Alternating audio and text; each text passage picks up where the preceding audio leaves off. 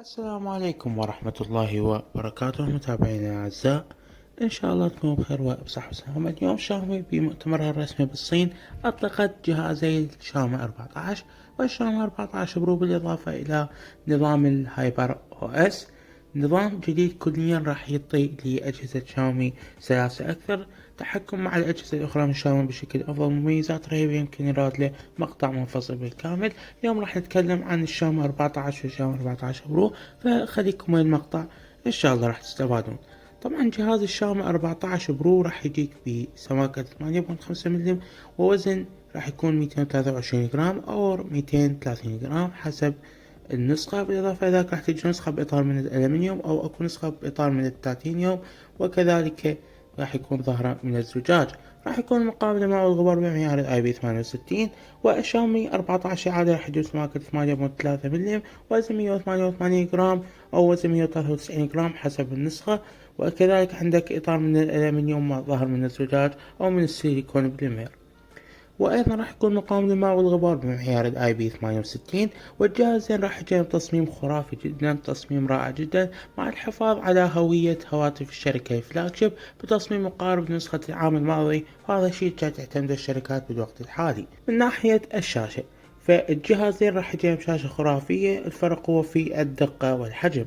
البرو راح يجيك بشاشة LTPO AMOLED 68 بليون كلر وتدعم 120 هرتز والدولبي فيجن والHDR10 بلس، وإنارتها توصل ل 3000 نتس، وهذا ما شايفينه بأي جهاز سابق، وهو أول جهاز يستخدم هيج سطوع.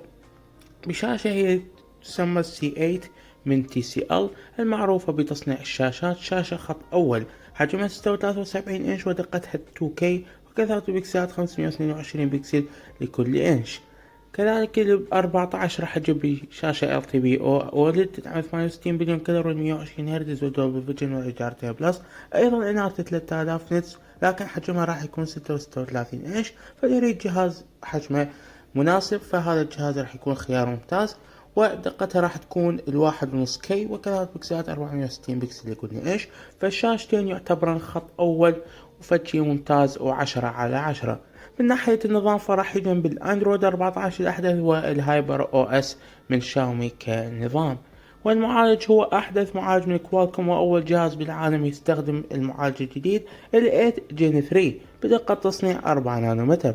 هذا المعالج راح يجي مبني بكور رئيسي 3.3 جيجا هرتز، 5 كورات قوية بسرعة 3.2 جيجا هرتز، وكورين ضعيفات بقوة 2.3 جيجا هرتز.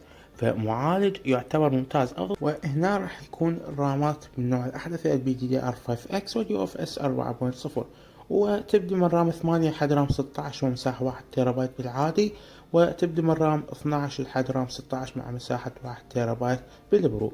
الكاميرات هنا محور تفصيلي، شاومي جاي تعطيك خلطة متكاملة بحدثات حديدية. البرو راح يجيك بكاميرا 50 ميجا بكسل، فتحتها تبدأ من 1.4 وتتغير ل4.0، وهاي تعتبر تقنية ممتازة، وكاميرا هنا تعتبر هي خط أول. وتدعم تقنية الدول بيكسل والبي دي اي اف لتركيز تلقائي، وايضا الليزر والتثبيت التلقائي الاو اي اس. وعندك كاميرا ايضا 5 ميجا بكسل فتحة 2.0، تعطيك تيليفوتو واوبتيكال 3.2 اكس كتقريب، وايضا تدعم الاو اي اس كتثبيت. دقة 50 ميجا بكسل فتحة 2.2 115 درجة. والجهاز راح يصور لك 8K 24 إطار بثانية أو 4K مع 60 إطار بثانية، مع تقنيات مثل HDR10 وال10 بت والدولبي فيجن والHDR10. كذلك الجهاز راح يجي بتثبيت تلقائي. الجهاز العادي راح يجي بكاميرا 50 ميجا بكسل فتحتها 1.6 تعتبر ممتازة جدا، وتثبيت بصري OIS. وايضا الجهاز راح يجي مع كاميرا 50 ميجا بكسل تليفوتو تقريبا 3.2 اكس، وكاميرا الترا وايد 50 ميجا بكسل، ويصور لك 8K مع 24 اطار بالثانية او 4K مع 60 اطار بالثانية. اخيرا حلت مشكلة الكاميرا الامامية شاومي مع هذا الجهاز، فراح تجيك بكاميرا 32 ميجا بكسل تدعم 4K مع 60 اطار بالثانية وتقنية ال HDR لكلا الجهازين. الجهازين راح يجون بسماعات ستيريو سبيكر والواي فاي 7 الاحدث والبلوتوث 5.4 الاحدث، واي شيء هنا راح تشوفه هو احدث ما ممكن. USB-C 3.2 باحدث جيل، وايضا عندك بصمة اسفل الشاشة.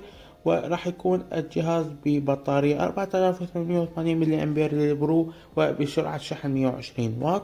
بأحدث تقنيات الشحن، و50 واط وايرلس، وأيضا 10 واط عكسي. أما العادي فراح تجيب بطارية 4810 ملي أمبير مع شاحن سريع 90 واط ولاسلكي 50 واط وعكسي 10 واط. البرو راح يبدأ سعره من حدود تقريبا 650 دولار، والعادي راح يبدأ سعره بحدود 546 دولار. اعطونا رأيكم بالجهازين، أنا أشوفهم يعني جهازين أسعارهم مستحيلة، جهازين فشي خرافي صراحة. نسأل عن إطلاقهم بأسواقنا فراح تكون في بداية عام 2024 إن شاء الله. اعطونا رأيكم بالتعليقات، لا تنسوا الاشتراك وتفعيل زر الجرس. نلتقي فيديو قادم.